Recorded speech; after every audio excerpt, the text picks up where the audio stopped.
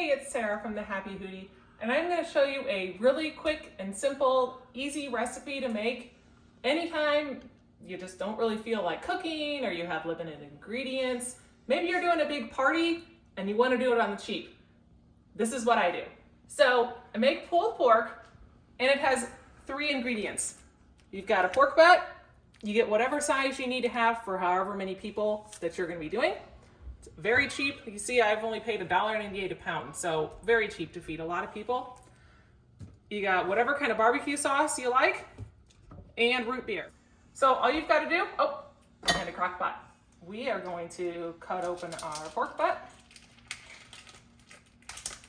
Be careful, it is juicy on the bottom, so you don't want to make a big mess. And we put it inside our crock pot. Then we get our soda.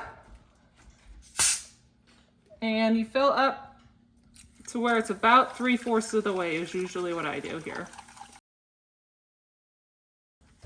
And then I like to put a little bit of barbecue sauce on the top. A lot of recipes don't have that, but I just like that extra little flavoring.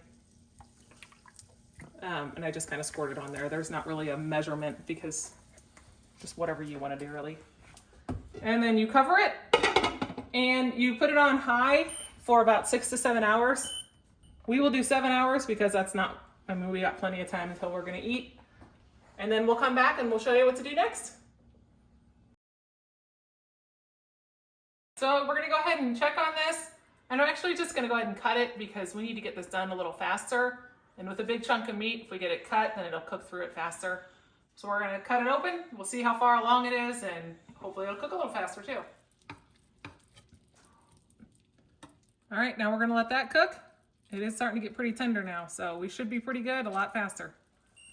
Turn that off.